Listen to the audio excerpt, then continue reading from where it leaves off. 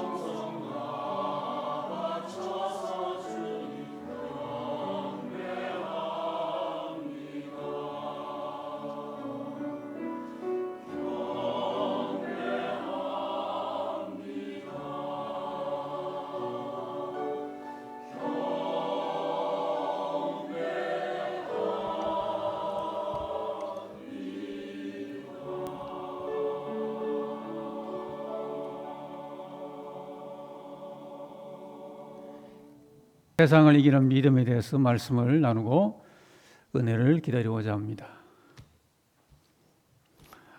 우리 믿는 사람들이 주님을 따라가는 그 도리를 제자도라 그러죠.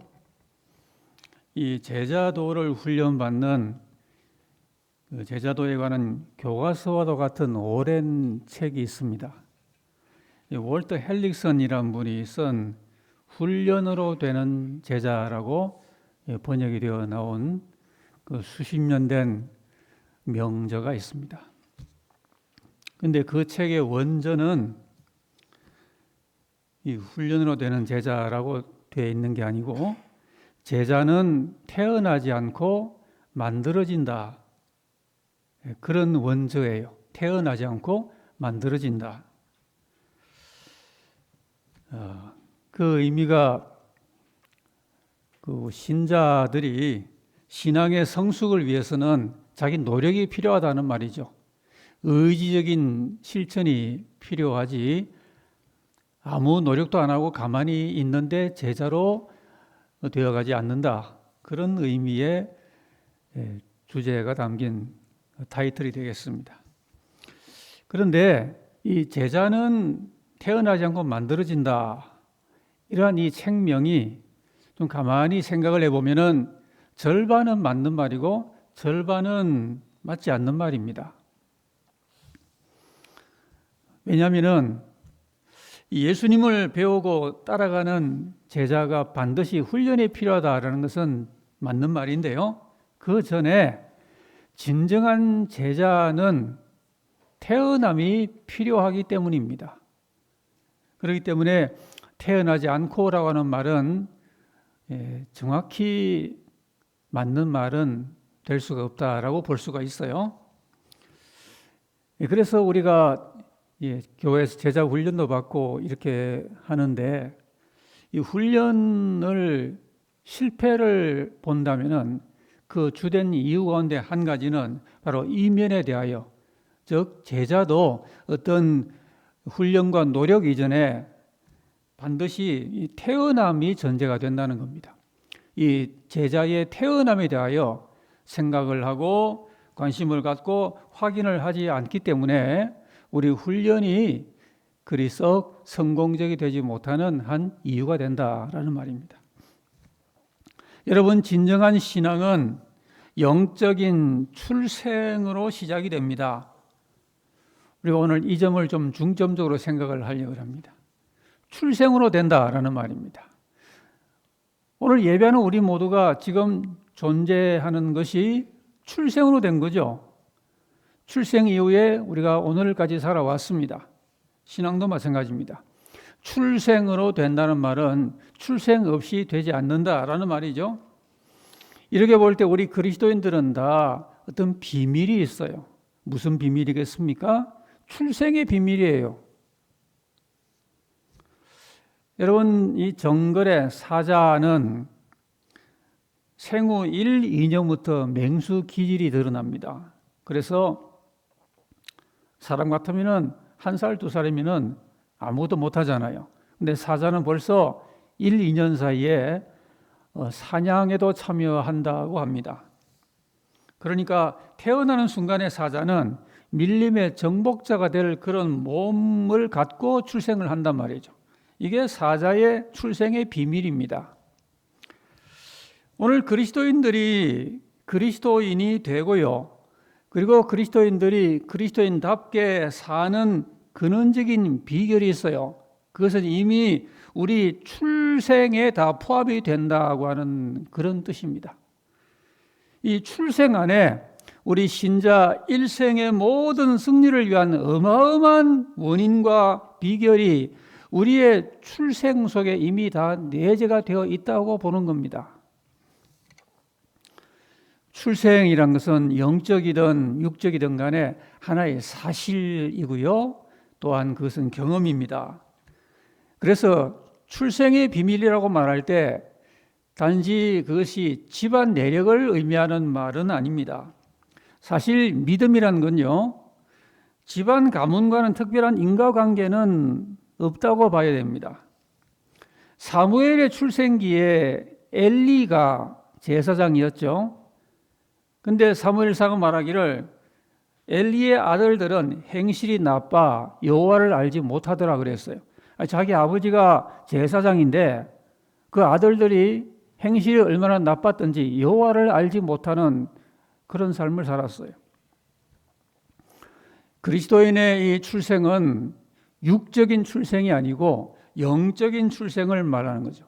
요한복음 3장 6절에도 육으로 난 것은 육이요 영으로 난 것은 영이다. 사람의 영육을 이렇게 이분적으로 볼 때 그렇단 말입니다. 육적 출생은 육으로 난 것이고 사람의 영은 영적 출생으로 출생하는 거란 말이죠. 그래서 이 영적인 출생을 두고 거듭남이라고 말합니다. 한자어로는 중생이라고 말합니다.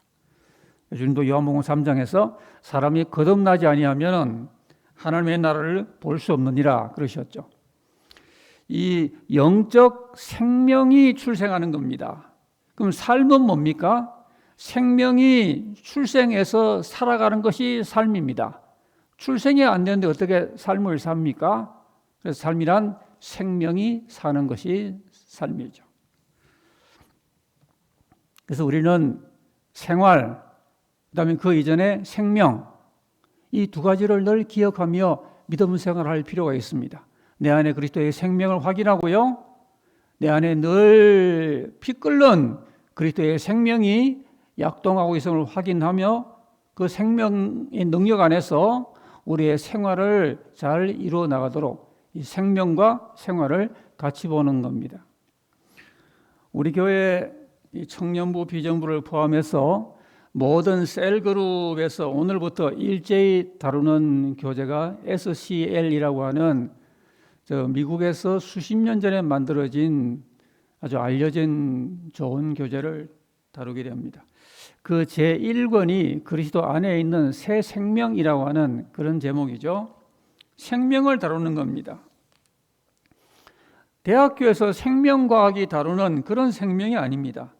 그런 생명은 육적인 생명을 연구하는 건데요. 지금 우리가 말하는 것은 그리스도 안에 있는 생명, 새 생명을 말하는 거예요. 세상이 알고 있는 생명과 차원이 전혀 다른 영적인 생명, 그 생명은 어디에 있어요? 그리스도 안에 있는 겁니다. 이 주님 안에 있는 이 새 생명을 우리가 한가 특별히 그룹에서 다루어 나가면서 우리 청년들도 우리 비전부원들도 우리 장년 목장에서 함께 은혜를 나누게 될 것입니다. 육의 생명이 아니고 영원한 생명을 다룹니다. 우리 장년 성도님들 목장들에 많이 참여하시고 이 생명을 이해하시며 풍성히 나누게 되시기를 바라겠습니다. 여러분, 우리들은 때때로 우리의 이 출생과 우리 구원의 확신을 확인하면서 그 가운데 우리 구원의 기쁨과 구원의 즐거움 그리고 하나님의 그 구원의 은총을 감사하는 그런 때때로 우리 신앙생활의 점검과 성찰의 시간이 필요합니다. 베드로후서 1장에 이런 것이 없는 자는 맹인이라 멀리 보지 못하고 그의 옛 죄가 깨끗하게 하심을 잊었느니라 그랬습니다. 분명히 예수님 믿는 사람인데 하나님이 자기를 부르셨을 때 그 옛 죄를 하나님이 깨끗하게 하셨다는 걸 잊어버리는 겁니다. 이건 참 큰일 날 일이죠. 우리가 죄사함의 은총을 기억할 때 늘 그 은혜와 약속 안에 머물게 되는데 하나님께 죄사함 받았다는 은혜를 잊어버리고 살면 어떻게 신앙생활을 합니까? 우리 신자가 하나님으로부터 죄사함 받은 이 은혜를 결코 잊어버리면 안 되겠습니다. 자, 오늘 본문은 이렇게 영적인 출생자들에게 나타나는 신비한 역사들을 우리가 한 세 가지를 생각을 해보고자 합니다. 첫째, 그것은 믿음입니다. 여러분, 우리는 성경에서 이런 말씀을 듣죠. 믿기만 하라. 자, 우리 믿는 사람들이 이런 단순한 복음을 듣고 주님의 이 너무도 명료한 말씀을 듣고 예수 믿는 믿음을 출발을 하게 되었습니다. 사복음서에 어떤 회당장이 주님께 아뢰입니다.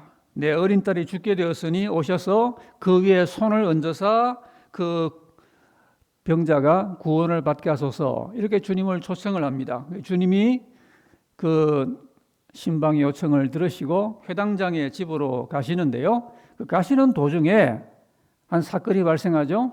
12해를 혈루증으로 앓는 그 여인이 주님의 옷자락을 만지는 순간에 병이 났습니다. 이 참 희한한 역사가 그 도중에 일어나게 되는데, 그런데 그런 와중에 그 회당장의 집에서 연락이 또 왔습니다. 당신의 딸이 방금 죽었나이다. 어찌 선생님을 더 괴롭게 합니까? 죽었다는 그런 기별이 왔습니다. 근데 주님은 그 말을 들으시고 그 회당장에게 이렇게 말씀하죠. 두려워하지 말고 믿기만 하라. 얼마나 간단한 말입니까? 두려워하지는 말고 그냥 믿기만 하라는 겁니다. 주님이 그 말씀하시고 집에 들어가셔서 달리다굼 그러시죠. 소녀야 일어나라. 주님의 그 한마디 말씀에 죽은 그 딸이 살아납니다. 여러분, 믿는다는 것은 이 단순함에서 출발합니다. 참 간단하고요, 쉽습니다. 에베소서에도 그랬죠. 너희가 그 은혜를 인하여 믿음으로 말미암아 구원을 얻었다 그랬습니다. 은혜 받고 믿으면 되는 거예요. 이 간단한 걸 많은 사람들이 너무 잘 못해요. 너무 간단해서 잘 못하는지 모르겠습니다. 너무 쉬워서 안 하는지 모르겠습니다. 여러분, 이 믿음입니다. 믿기만 하라. 이 믿음에 출생의 비밀이 들어 있습니다. 세상 사람들은 하나님을 안 믿고 예수님을 안 믿으려 해서 안 믿기도 하는 것이지만은 사실 그들은 믿으려고 해도 못 믿어서 못 믿는 겁니다. 사실 교회에 누구나 들어올 수 있지만 누구나 들어오는 것도 아니죠. 하나님이 오도록 하셔야 올 수 있는 거죠. 믿음도 믿음의 능력이 있어야 믿어지는 거죠. 간단한데 그게 잘 안 되는 사람들 많습니다. 누구든지 믿을 수가 있어요. 그렇지만 누구든지 믿는 것도 아닙니다. 여러분, 우리가 당연히 지금 믿고 있는 것 같습니다. 우리는 성경을 창세기부터 계시록까지 이렇게 읽어나가면은 세상 사람들이 전혀 믿지 못할 거, 우리는 매 페이지 읽을 때 충격적으로 은혜 받고 다 믿습니다. 이 희한한 일이에요. 세상 사람들은 진도가 한 장도 진도가 못 나가요. 우리는 뭐 얼마나 읽어나갈수록 믿어지는지 바로 읽는 족족 양식이 되고요, 은혜가 되고 무장이 되고 믿어지고 믿음의 동력이 되고 그러지 않습니까? 이게 다 영적인 출생의 결과라는 겁니다. 그래서 오늘 1절 말씀에도요, 예수께서 그리스도의 심을 믿는 자마다 하나님께로부터 난 자니 그랬습니다. 중요한 선포입니다. 예수님을 믿는 사람이 그냥 믿게 된 게 아니라 그에게 무슨 일이 일어났는가를 밝히는 겁니다. 그렇게 믿는 자는 하나님께로부터 태어난 자라고 선포를 하고 있는 거예요. 여러분, 믿음이란 이런 의미에서 엄밀히 말하면 전도의 결과도 아닙니다. 정확히 말하면 그렇습니다. 믿음이란 가문의 내력도 아니고요, 또 어떤 공부의 결과나 두뇌의 명석함의 결과도 아니고 은혜의 결과입니다. 태어나니까 호흡이 되고 태어나니까 살게 되는 거예요. 영적인 출생의 결과입니다. 자, 이 믿음에 대해서 오늘 본문에서 우리의 믿음을 중요하게 요약을 또 해서 밝혀주죠. 우리는 예수님이 하나님의 아들이심을 믿는 사람입니다. 하나님의 아들이시라고 하는 이 위대한 명제, 이 복음의 핵심적인 선포를 우리가 믿고 여기서 우리의 모든 믿음의 저력이 발휘되는 근간을 삼는 겁니다. 그리고 6절 말씀에서는 바로 그 예수님은 이게 놀랍게 선포를 하고 있는 요한일서의 선포죠.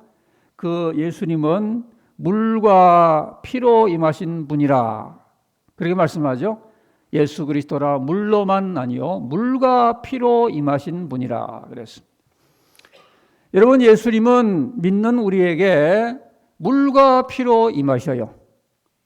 그래서 진정한 신자는 예수님이 그에게 물과 피로 임하신 분입니다. 우리에게 주님이 임하실 때, 우리가 주님을 영접할 때 주님은 물로 임하셨고 피로 임하셨어요. 그래서 신자에게 예수님을 물과 피로 임하신 분이라고 설명을 하는 겁니다. 물이라는 것은 회개에 씻는 물을 가리킵니다. 피는 당연히 우리 죄를 도말하는 대속의 피를 가리킵니다. 물과 피로 임하신 분이에요. 그런데 7절, 8절 말씀에는 또 이런 말씀이 이어나오죠.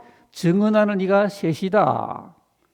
성령과 물과 피라. 이 셋은 합하여 하나이니라. 그 앞절에서는 예수님은, 우리가 믿는 주님은 물과 피로 임하신 분이라 그랬는데, 그 뒷절에서는 증언하는 이가 셋인데 성령과 물과 피라. 그래서 요한복음 3장 5절에도 사람이 물과 성령으로 나지 아니하면 하나님 나라에 들어갈 수 없다, 그렇게 말씀했어요. 디도서 3장 5절에는 우리를 구원하시되 그의 긍휼하심을 따라 중생의 씻음과, 이게 물이에요. 성령의 새롭게 하심으로, 이게 성령으로, 이런 뜻이에요.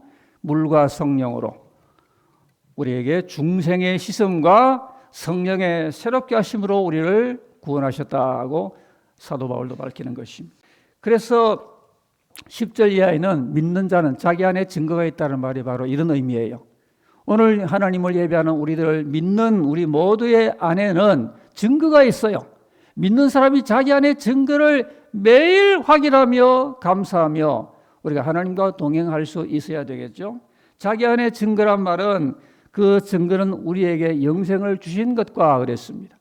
믿는 사람은, 영적으로 태어난 사람들은 자기 안에 주님이 준 이 증거를 갖고 있어서 그 증거는 우리에게 영생을 주신 것이 증거다라고 담대하게 말할 수 있어야 됩니다. 당신이 예수님을 믿고 받은 증거가 뭡니까? 라고 말하면 오늘 본문처럼 그분이 나에게 영생을 주신 것이 증거입니다, 이렇게 말할 수 있는 우리가 되어야 하겠다는 말입니다. 두 번째는 순종이 우리의 영적 출생과 더불어 주어진 놀라운 역사입니다.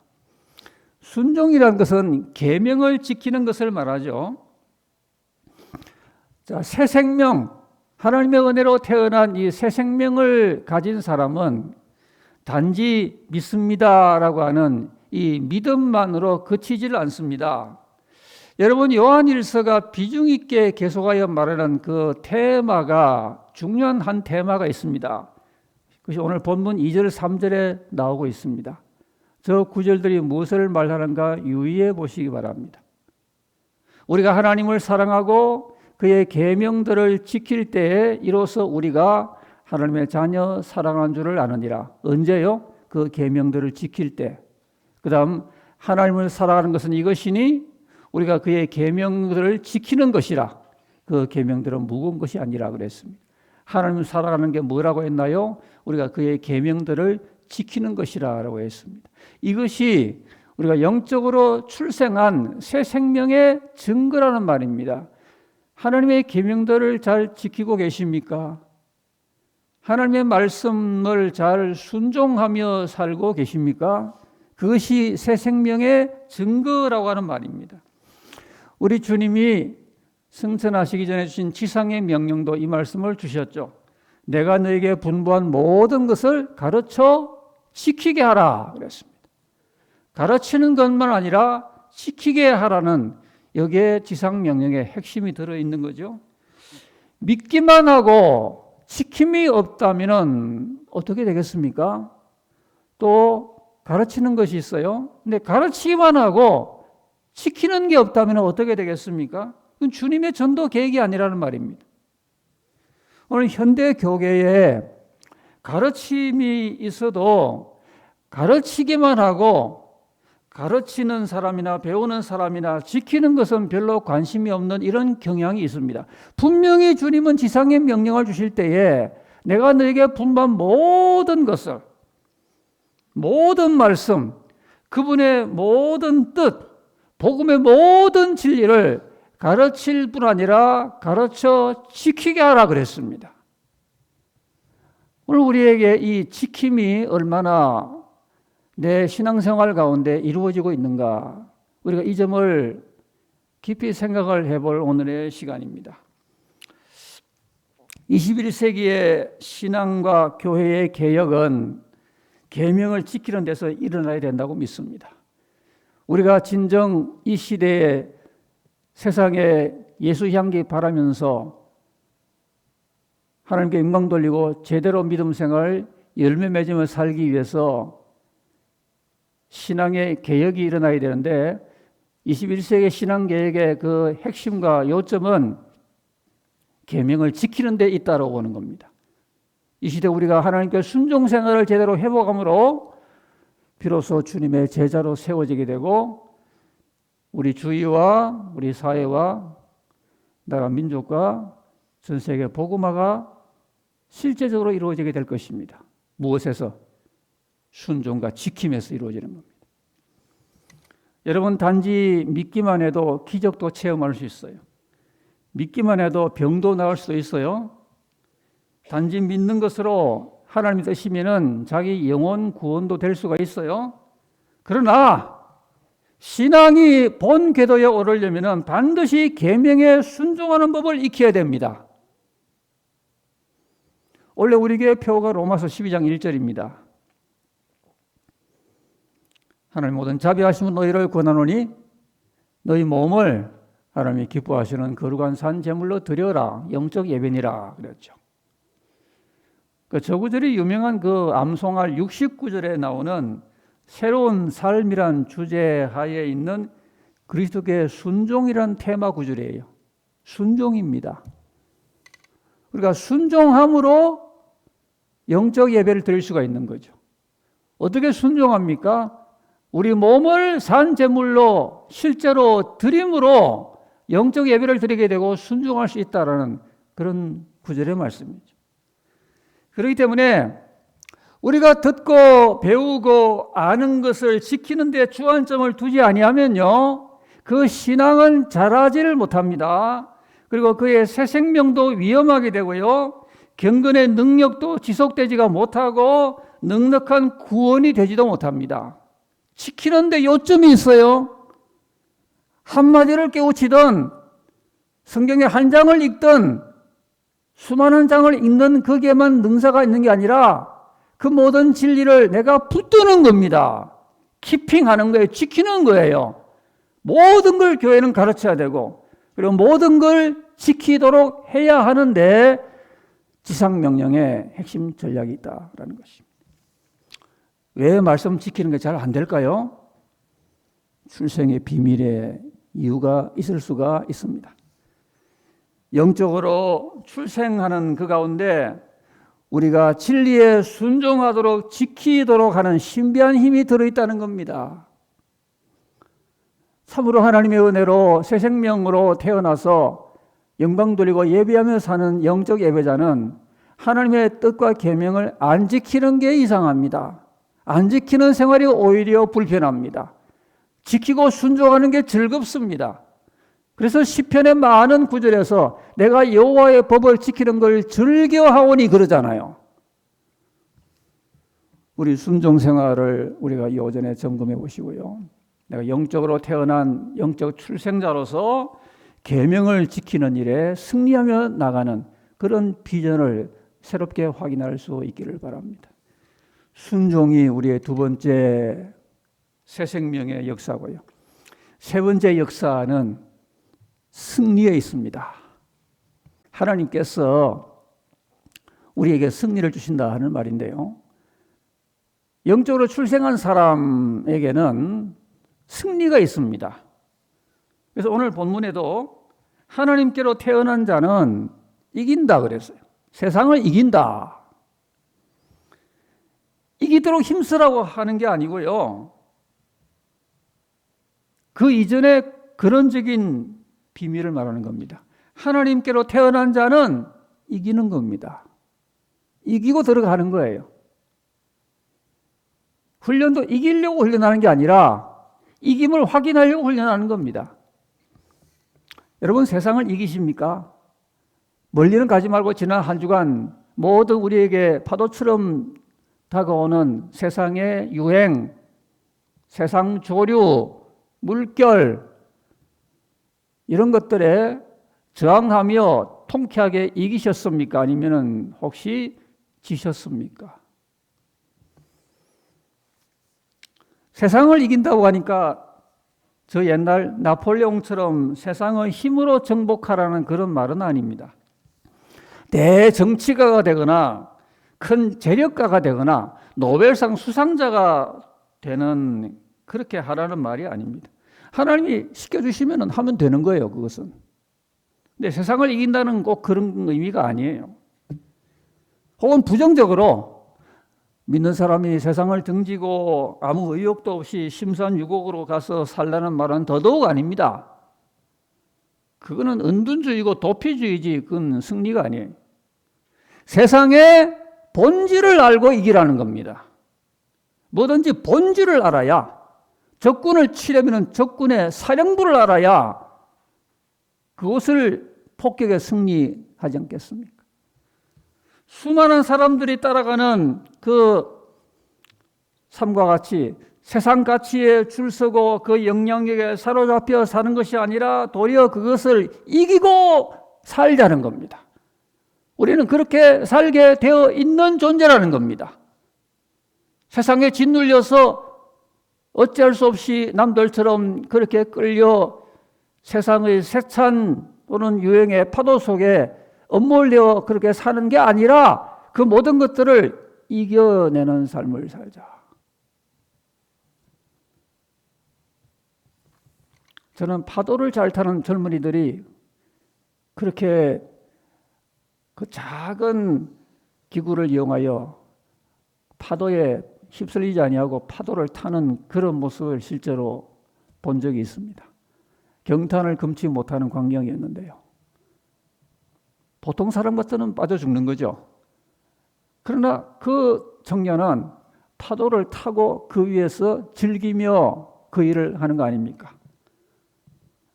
세상의 파도가 아무리 거세도요, 그 파도 타는 사람들은 세상에 제일 무서운 파도를 더 좋아합니다. 파도를 이기는 법을 아니까요. 여러분, 이 세상은 눈에 보이지 않는 지배 원리가 있어요. 에베소 2장에 그때 너희는 그 가운데 행하여 이 세상 풍조를 따르고 공중의 권세 잡은 자를 따랐으니 곧 지금 불순종의 아들들 가운데 역사하는 영이라 그랬습니다. 공중의 권세 잡은 자가 있다는 말이에요. 이 자가 모든 사람을 마치 낚시꾼이 낚싯밥으로 이끌듯이 육신의 정욕, 안목의 정욕, 이생의 자랑 또는 세상의 포퓰리즘 또 세상의 조류 이런 것들로서 그 수많은 사람들을 자기를 따르게 하는 겁니다. 그래서 대부분의 세상 사람들은 눈앞의 욕구와 어떤 가치와 이념들 때문에 저항 한번 안 하고 줄줄이 공중의 권세를 잡은 그를 따라갑니다. 그러나 그 길은 영생이 없는 그저 넓은 길이에요. 죽은 길이에요. 세상을 이기는 사람은 이 공중의 권세를 잡은 이 자를 이겨내는 겁니다. 공중의 권세를 잡은 이 자가 모든 세상 사람들 앞에 왕일지 몰라도 하나님께로 태어난 사람 앞에는 벌벌 떨 수밖에 없는 대단한 존재로 출생한 사람들이 우리란 말입니다. 여러분, 다윗이 그 작은 책으로 키가 3m나 되는 거구 골리앗을 쓰러뜨렸듯이 오직 진정한 믿음을 가진 신자는 세상 신을 이긴다는 겁니다. 오늘 본문 4절 말씀이 무릇 하나님께로부터 난 자마다 세상을 이기느니라. 세상을 이기는 승리는 이것이니 우리의 믿음이니라 그랬습니다. 진정한 출생 가운데 믿음으로 고백하며 나아가는 사람은 세상을 이기게 되어 있다는 겁니다. 승리가 우리 것이란 말입니다. 세상이 더 이상 우리를 유혹하지도 못하고 엄몰하지 못한다는 말입니다. 왜냐하면 세상은 하나님께로 태어난 우리 앞에는 이미 패배하는 존재이기 때문입니다. 주님이 세상을 이기셨어요. 요한복음 보면은 내가 세상을 이겼으니 그랬습니다. 오늘 영적으로 출생한 우리들의 그 영원한 영적 생명의 내장을 확인해 보십시다.